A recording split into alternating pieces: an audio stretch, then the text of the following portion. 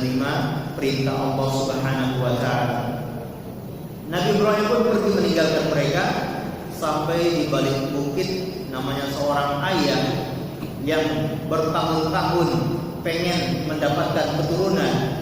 Begitu anaknya lahir, disuruh tinggal di situ dan disuruh pergi, jangan hidup bersama anaknya ini. Sedih seorang ayah. Dia pun menghadap ke arah Ka'bah, kemudian mulai mengadukan nasibnya kepada Allah Subhanahu wa taala. Allah sebutkan dalam surat Ibrahim ayat yang ke-37, Rabbana inni askantu min dzurriyyati biwadin ghairi zar'in 'inda baitikal muharram.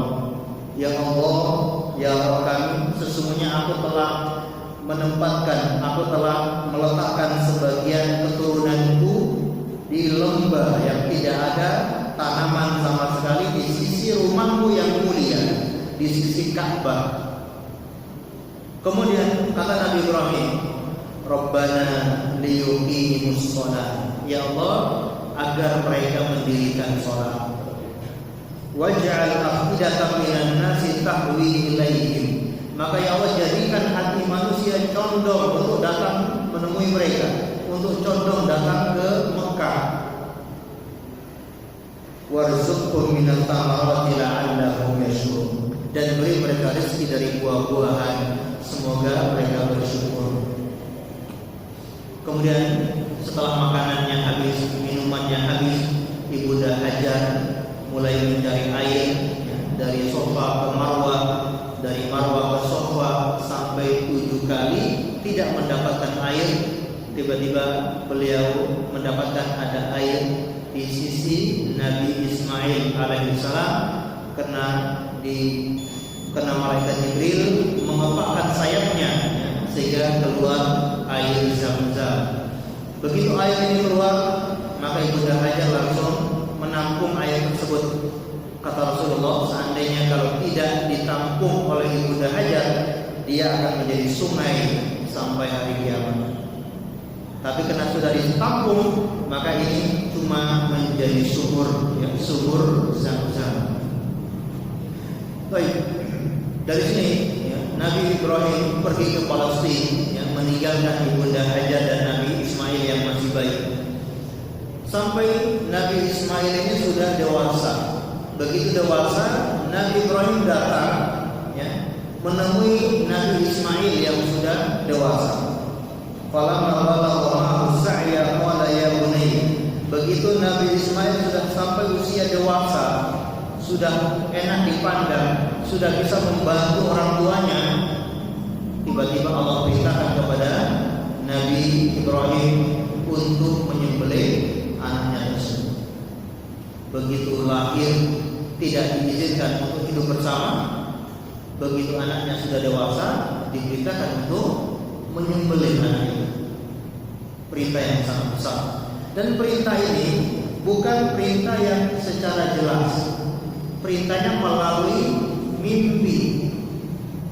Kalau datang malaikat Jibril kemudian berkata, wahai Nabi Ibrahim, kamu diperintahkan untuk menyembelih anak. Ini perintah yang jelas, wahyu yang jelas. Tapi Nabi Ibrahim mendapatkan wahyu itu dari mimpi. Dia tidak ragu-ragu. Begitu mimpi yang pertama, dia tidak, coba kita tunggu mimpi besok malam, kira-kira masih ada mimpi lagi atau tidak. Tidak, begitu mendapat satu mimpi, langsung dia jalankan perintah tersebut, karena Nabi Ibrahim tahu itu adalah wahyu, perintah dari Allah Subhanahu wa taala. Kata para ulama, mimpi itu wahyu yang paling rendah. Wahyu yang paling rendah karena lewat mimpi. Karena wahyu itu biasanya lewat malaikat Jibril. Ini wahyu lewat mimpi, tapi tetap dikerjakan oleh Nabi Ibrahim alaihissalam. Kata Nabi Ibrahim, ya bunayya, inni ara fil manami anni albahu fandur madza tara. Wahai ananda, aku bermimpi diperintahkan untuk menyembelihmu. Coba apa keputusanmu? Mendengar itu Nabi Ismail mengatakan, ya abati alma tukmar. Wahai ayahanda, lakukan mimpimu ini, lakukan apa yang diperintahkan oleh Allah kepadamu. Satajiduni insyaallah minas sholihin. sabirin.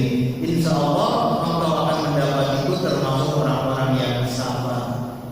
Ini yang hebat ya, Nabi Ibrahim atau Nabi Ismail? Dua-duanya. Nabi Ibrahim rela untuk menyembelih anaknya, Nabi Ismail rela dirinya dikorbankan untuk menjalankan perintah Allah Subhanahu wa taala. Maka kata Allah Subhanahu wa taala,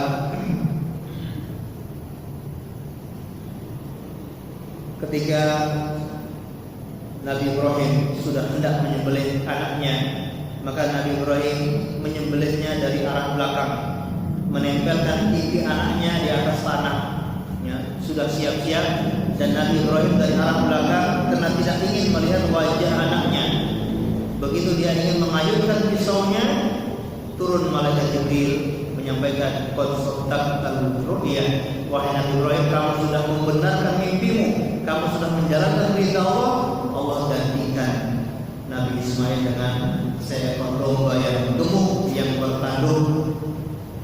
Dan ini bukti bagaimana Nabi Ibrahim betul-betul hanya cinta kepada Allah.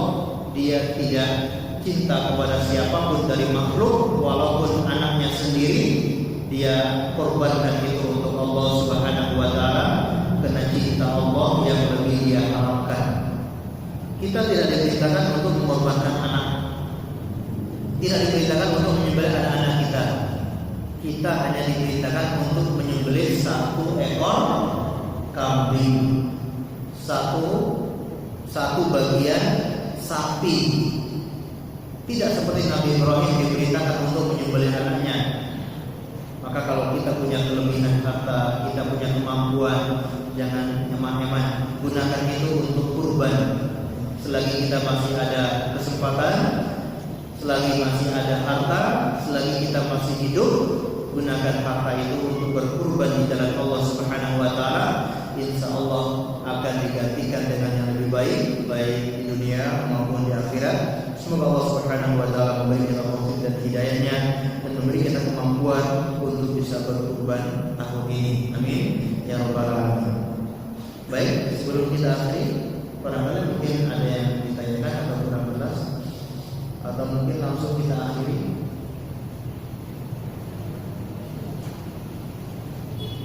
Baik ya, kita langsung tutup karena mungkin sudah komat.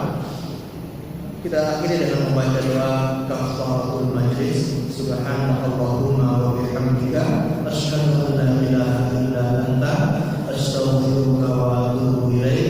Wa sallallahu ala nabiyyina